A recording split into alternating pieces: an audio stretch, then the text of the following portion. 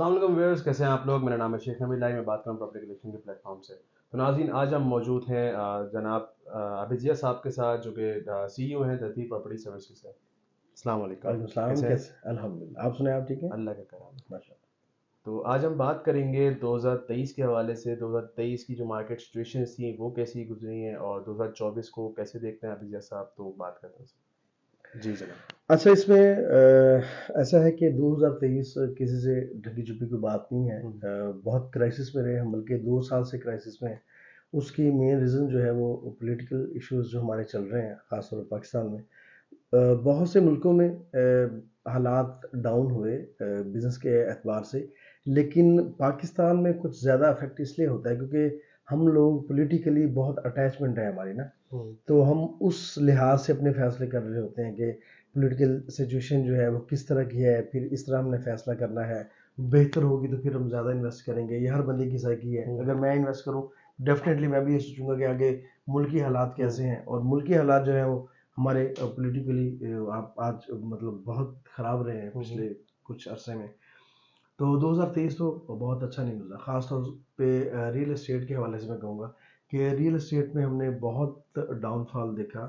19-20 का जो टेन्योर था वो बहुत बेहतरीन था, 21 का भी कदर बेहतर रहा, लेकिन जो 22 और 23 है, 2022 और 23 की बात कर रहा हूँ, वहाँ पे हमने बहुत क्राइसिस देखे। बहुत से अच्छी कंपनीज जो हैं, जो अच्छी स्टेट्स जो थी, उनको वाइंड अप करना पड़ा, हम्म। क्योंकि 2 साल का अरसा बहुत होता है। और रियल एस्टेट के जो बिजनेस है उसमें आपका एक्सपेंस बहुत ज़्यादा होता है। बिल्कुल। ये सारा कुछ हुआ। अब 2024 में हम इतने क्यों पुरुमीद हैं, उसकी हम्म। एक वजह ये कि 8 फेब को इंशाल्लाह इलेक्शन इलेक्शन हो होंगे। रहे हैं। उसके बाद कोई भी पार्टी आएगी, डेफिनेटली वो हर बंदे के जहन में होगा कि ये स्टेबल रहेगी 5 साल तक। जी। तो 5 साल तक तो लोग अपने फैसले करेंगे। 5 साल को, उस टाइम टेन्योर को जहन में रखते हुए कि यार ये कम से कम 5 साल हमारे पास है, इसमें हम इन्वेस्ट करें, इसमें हम जितना भी बिजनेस कर सकते हैं। तो उस हवाले से बहुत पूरी उम्मीद है हम, अल्हम्दुलिल्लाह। और ख़ास तौर पे बहरिया टाउन कराची की अगर मैं बात करूं, तो इसमें तो 2024 में बहुत से प्रोजेक्ट्स कंप्लीट होने वाले हैं जो बहरिया टाउन को डायरेक्टली अफेक्ट करेंगे। मीर एक्सप्रेस वे, आप कभी हम्म। ना भूलें उसको। हम्म। वो एक ऐसा मंसूबा है, आप देखिएगा कि कराची मेन सिटी से बहुत से लोग ऐसे हैं जो बहरिया टाउन में शिफ्ट होना चाहते हैं, जो वहाँ पे अपना बिजनेस कर रहे हैं कराची में, या फिर वहाँ पे उनकी कोई गवर्नमेंट जॉब है या किसी भी मल्टीनेशनल कंपनी में। अगर अब वो ये बहरिया टाउन से कराची सिटी की तरफ, तो डेफिनेटली उनको कोई 2 घंटे लगते हैं, क्योंकि बिल्कुल। बड़ी छोटी बिल्कुल। ट्रैफिक यहाँ पे उनको फेस करना पड़ती है। और जब मलीर एक्सप्रेस वे बन जाएगा तो आपका जो सफ़र है वो सिमट के 35 मिनट्स में आ जाएगा। ऐसे ही। तो ये जो एक सवा घंटे का जो आपकी बचत है ना टाइम की, जी। और ऑफिस गोइंग और वापसी पे, वो एक तो यहाँ पे ये थका देने वाली ट्रैफिक है। हम्म। और जब आपका डिस्टेंस कम हो जाएगा, आपका दौरानी कम हो जाएगा, तो फिर लोग फैसला करेंगे। बहुत से लोग अभी भी हमसे कहते हैं यार कि ये मलीर एक्सप्रेस अगर हो जाए ना कंप्लीट, तो हम फौरी तौर पे यहाँ पे मतलब शिफ्ट होंगे बहरिया टाउन में। और एक बात और कि सिर्फ बहरिया टाउन नहीं, बल्कि साथ साथ जितने भी टाउन्स और है ना, वो भी आप देखिएगा कैसे ग्रूम करेंगे। इंशाल्लाह। तो अभी जैसा अब हमारे जो नाज़रीन है, जो इन्वेस्टर्स हैं, थोड़े से घबराए हुए हैं। अभी जो बीच में बहरिया के एनओसी का मामला उठा था, और जो अभी मार्केट की सिचुएशन चल रही है, जैसे कि 2020 में थोड़ी सी मार्केट ऊपर थी, अभी 2022-23 के अंदर जो है मार्केट 50% डाउन आ गई है। तो आप हमारे जो इन्वेस्टर्स हैं, क्लाइंट्स हैं, उनको क्या मशवरा देना चाहेंगे कि अभी इन्वेस्टमेंट करनी चाहिए, या जिनके पास अभी वो सरमाया है, वो इसमें किस चीज़ में इन्वेस्ट करें, और जिनके पास प्रॉपर्टीज़ हैं उनको अभी होल्ड करना चाहिए या फौरन सेल आउट कर देना चाहिए? अच्छा, इसमें आपने एक ही सवाल में 3-4 बातें पूछी हैं। हम्म। इसमें ये है कि पहली बात तो ये कि 2020 में आपने कहा कि थोड़ी सी मार्केट ऊपर थी। मार्केट थोड़ी सी ऊपर नहीं थी। हम्म। हमने मार्केट तकरीबन 3 गुना ऊपर गई थी मार्केट ना। हम्म। अगर किसी की प्राइस थी ना 17 लाख, तो वो 55 लाख में गया था वो प्लॉट। जी। और अभी भी हम देख रहे हैं कि हम जो रियल एस्टेट के माहिरीन हैं, वो ये कह रहे हैं कि 2020 से भी अच्छी मार्केट होगी 2024 में। उसकी वजह, जैसे कि अब मैंने अर्ज़ किया कि हमारा पॉलिटिकल इश्यूज जो हैं वो इंशाल्लाह सॉल्व हो जाएंगे, इलेक्शंस हो जाएंगे, तो फिर एक अच्छी हवा आ जाएगी। क्योंकि हम ये देखते हैं कि लोग ये सोचते हैं कि यार पॉलिटिकल इश्यूज ना हो यहाँ पे, हर चीज़ स्टेबल हो, तो फिर हम इन्वेस्ट करें। हम इन्वायरमेंट ऐसे जा रहे होते हैं कि हम अपना जो इन्वेस्टमेंट है उसको डुबोना नहीं चाह रहे होते। इस बात पे गौर भी करना चाहिए, हर बंदे का राइट है। जिस बंदे ने सरमाया लगाना है तो वो बंदा ये चीज़ें सोचेगा। अगर जो हम सिर्फ इन्वेस्टर्स की बात कर रहे हैं, अगर मैं उनकी जगह पे सोचूं तो मैं भी ऐसा करूं, मैं भी करता हूँ इन्वेस्ट अल्हम्दुलिल्लाह, लेकिन मैं भी ये सारी चीज़ें सोचता हूँ। लेकिन मेरा सोचने का दायराकार थोड़ा सा और तरह से है। मैं उस टाइम पे इन्वेस्ट करता हूँ जब मार्केट डाउन हो, या मैं मेरे जो परमानेंट क्लाइंट्स हैं मैं उनको तब कहता हूँ कि वो इन्वेस्ट करें जैसे अब मार्केट चल रही है, इस मार्केट में ही इन्वेस्ट करना चाहिए। यही मार्केट आपकी जो इनकम है, जो आपकी इन्वेस्टमेंट है, उसको मल्टीप्लाई करेगी। जब मार्केट तेज होती है फिर तो चल रही होती है, फिर तो आपको सपोज कि आपने एक चीज़ कहीं पे इन्वेस्ट किया तो आपको एक महीने के बाद उसके सपोज 50 लाख के 5 लाख आ गए। लेकिन अब ये टाइम है कि आपको 25 लाख के ऊपर 25 लाख मिलेंगे, थोड़ा सा वेट कर लें। ये टाइम है। रियल एस्टेट का तो काम ही ऐसा है भाई, इसमें तो ढकी छुपी बात है ही नहीं। इसमें तो ये है कि आपके छक्के लगते हैं अगर आपने सही टाइम पे इन्वेस्ट किया। आपकी टाइमिंग ठीक होनी चाहिए, तो फिर आपको आपका जो प्रॉफिट है वो कोई भी और बिजनेस इसको कंपेयर कर ही नहीं सकता। एक बात ये होगी। अच्छा, दूसरा आपने एनओसी का जिक्र किया, तो एनओसी जो है सर, ये तो एक बहरे टाउन का आज से मामला नहीं है। वो मलगिरा साहब का एक वॉइस नोट भी बड़ा सोशल मीडिया पे फेमस, हाँ, वायरल हुआ था कि ये 1996 के हमारे पीछे लगे हुए हैं। तो ये प्रोपेगेंडा लोग करते हैं, लेकिन जो समझदार बंदा है, जो समझदार इन्वेस्टर है, वो कभी भी इन चीज़ों में घबराता नहीं है। उसको पता है कि मैंने यहीं से अर्न किया था और यहीं से मैंने करना है। कि बहरी टाउन कराची सर ये कोई 2 4 6 10 एकड़ का टाउन नहीं है, ये एक पूरा सिटी है। इसको आबाद होते हुए भी कुछ 15 20 साल लगेंगे। और जिन लोगों ने आज इन्वेस्ट कर लिया ना, हम बहुत सी जगह पे अपने पेरेंट्स को कह रहे होते थे कि अब्बा जी अगर आपने तब ये फैसला कर लिया होता ना, तो आज हम भी कमर्शियल के मालिक होते। तो आज वो लोग जो बहेड़ टाउन को समझ रहे हैं कि कराची सिटी से बहुत दूर है, उनको ये मैं कहना चाहूँगा कि कल आपकी औलाद भी कहेगी कि अब्बा जान अगर आपने तब सही फैसला कर लिया होता 2030 23 या 24 में, जब बहरे की मार्केट, जब इसके जो रेट्स हैं बहुत डाउन थे। अभी आपको यार कमर्शियल जो है 1 करोड़ में, या कमर्शियल का प्लॉट आपको 2.5 3 करोड़ रुपए में मिल रहा है। मुझे ये बताया कि कराची के साथ आप कंपेयर कर दें, कराची में आप मुझे कितने का है, आपको एक गज मिलेगा कमर्शियल, जितना का यहाँ पे आपको पूरा प्लॉट मिल रहा है 125 गज का, 133 गज का। तो ये चीज़ें अभी टाइम है अच्छा इन्वेस्ट करने का, आपको अभी इन्वेस्ट करना चाहिए। और दूसरा, आपने ये कहा था कि लोग कहाँ पे इन्वेस्ट करें और किस जगह पे इन्वेस्ट करना चाहिए, ये सारी चीज़ें सर ये तो आपके बजट पे है। अगर आपका बजट 10 12 13 लाख रुपए है तो आपको बहरिया ग्रीन्स की तरफ आना चाहिए। उसकी जो लॉन्चिंग प्राइस है वो 17 लाख है तकरीबन, बिल्कुल। और आज वो आपको 5 लाख अगर माइनस में मिल रहा है तो आप वहाँ पे ले लें प्लॉट, क्या मसला है। वो 10 लाख ओन पे गया था, हमने 27 लाख में सेल किया है बहरिया ग्रीन्स के प्लॉट्स, लेकिन अब वो नीचे आए हैं। तो अभी टाइम है ना, आपने क्या तब इन्वेस्टमेंट करनी है जब उसके दोबारा 27 लाख पे चले जाएंगे, फिर आप कहेंगे कि हमें प्रॉफिट नहीं हो रहा, आपने हमें फंसा दिया। हमने तो चीज़ सेल कर ली। अगर आपको हम अब कह रहे हैं कि अभी यहाँ पे इन्वेस्ट कर रहे हैं, यहाँ पे अभी टाइम है, आपको प्रॉफिट ज़्यादा मिल सकता है, तो आपको अभी गौर करना चाहिए।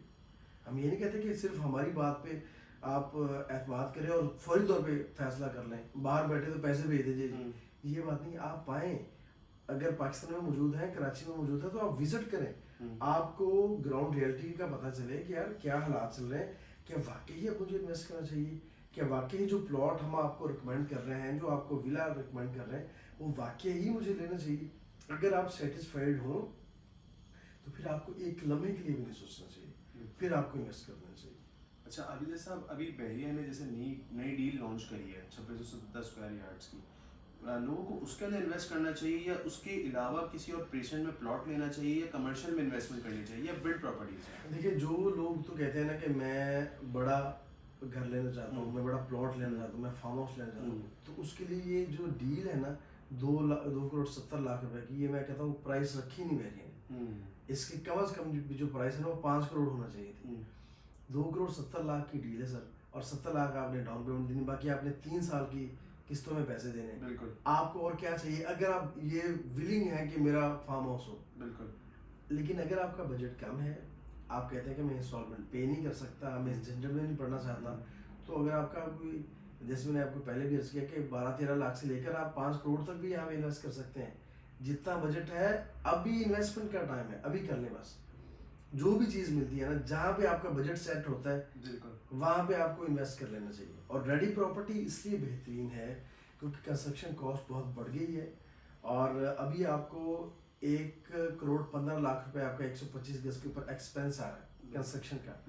तो आप 50 लाख का या 60 लाख का प्लॉट लेते हैं अली ब्लॉक में अच्छी लोकेशन के ऊपर, तो सर आपको 2.25 करोड़ रुपए का 125 गज का विला तैयार होगा आपका, और 1 साल के बाद आपको डिलीवर करेंगे वो।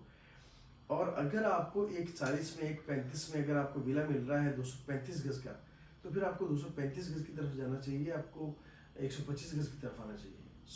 110 गज का आपका फ़र्क आ रहा है, तो आपको डेफिनेटली 235 गज की तरफ ही जाना चाहिए।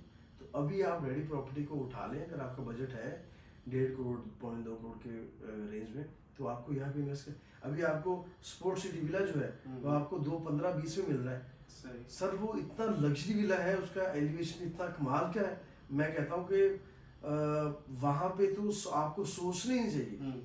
वो विला हमने 2.25 करोड़ 3 करोड़ का भी सेल किया, जो आज आपको 2.15 2.20 में मिल रहा है सर। 4 बड़े बेडरूम है, मास्टर बेडरूम, और आपको पीछे भी आपको लॉन मिलता है। इसका टेरेस देखे, चाहे आप वहाँ पे 20 लोग बैठ जाए उसके टेरेस के ऊपर, बाहर आपको लॉन मिलता है। एक बड़ा लग्जरी विला है। और अगर आप जो हमारा 5 बेडरूम वाला है, क्या कहते हैं उसे, पैराडाइज विला, उसको आप देख लें तो 5 बेडरूम्स हैं उसके, 500 गज का, वो हमने 5.5 में भी सेल किया है, 5.5 में भी सेल किए हमने वो विलास। और अब वहाँ पे वो 3.5 में आपको मिल रहा है, 3.25 में, 4 में, हद आपको 4 करोड़ रुपए में आपको अच्छा विला मिल जाता है।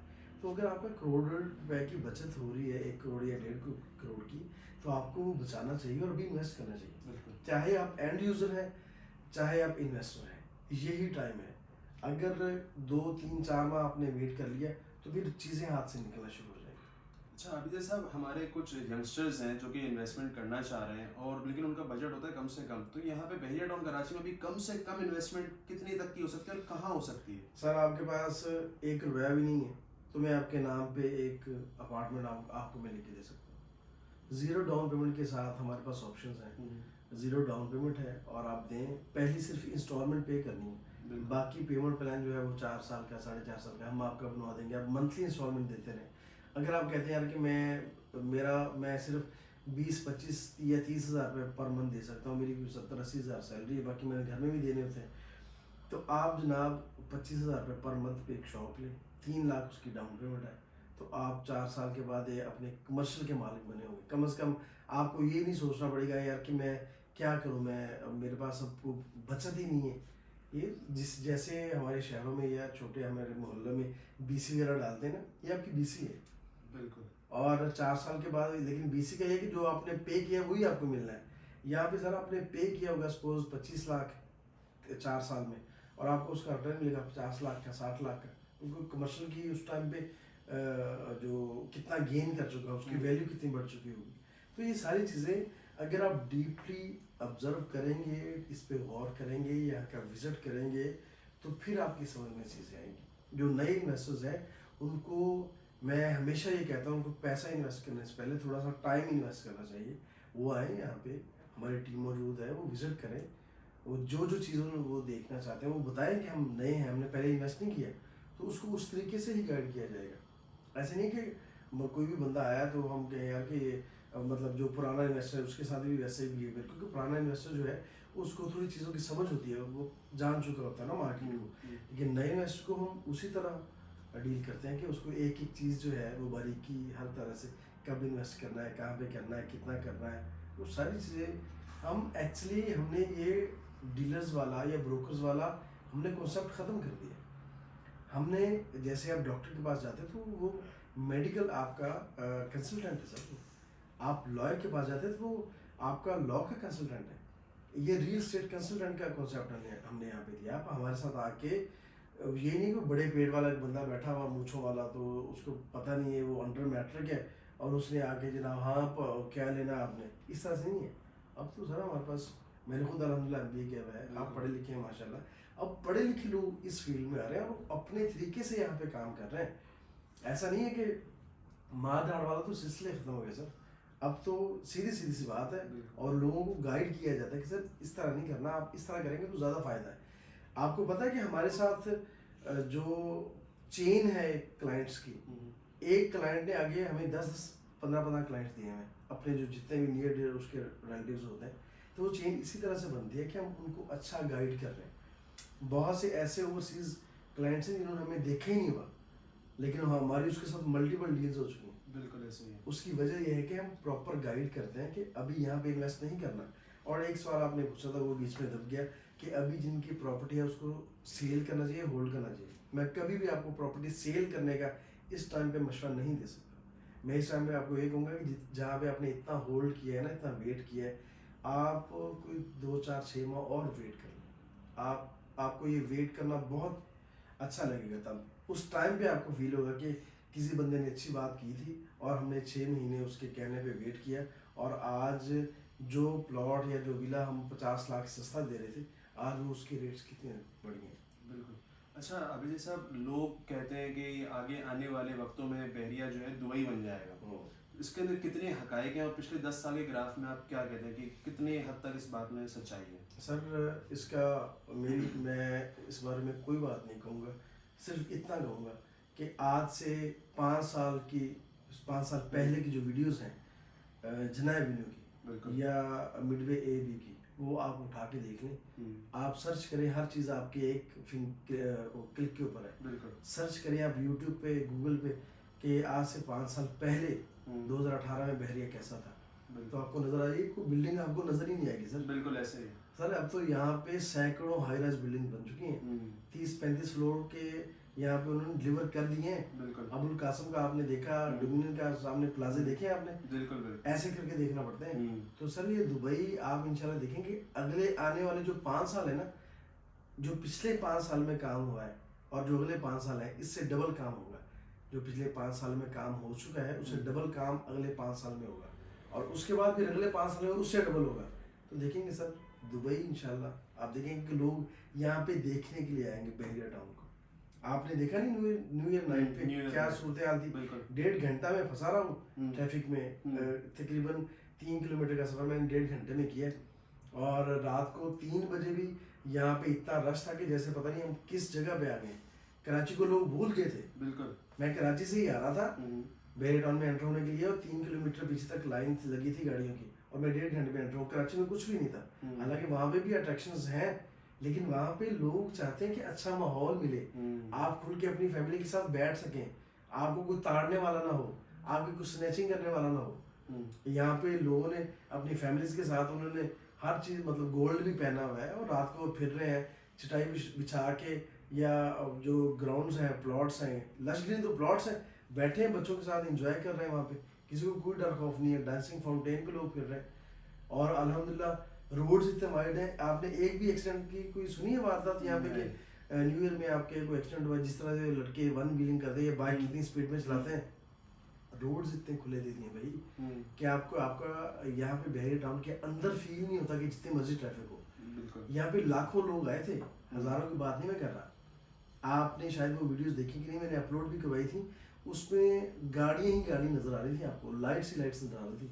और ये कोई मगरिब के बाद से लेकर और 3-4 बजे तक यहाँ पे रश रहा, वो भी यहाँ की सिक्योरिटी ने, मैनेजमेंट ने लोगों को रिक्वेस्ट करके बाहर भेजा कि भाई अब चले जाएं, जो यहाँ के रेजिडेंट हैं वो तंग हो रहे हैं, उनको सोने दें।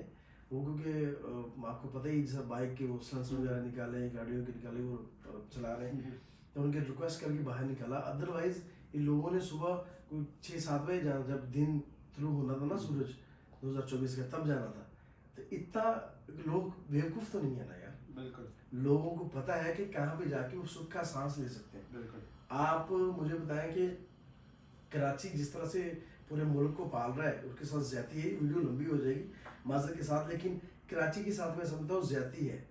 कोई सफाई का इंतजाम है वहाँ पे, आप जब भी चले जाएं, आप अपने बच्चों के लेके यार के आपको कराची घुमा के लाते हैं, तो आप शीशा नहीं नीचे कर सकते गाड़ी का, तो स्मेल इतनी आ रही होती है। दूसरा स्नैचिंग का आपको खतरा होता है, आप एटीएम यूज नहीं कर सकते।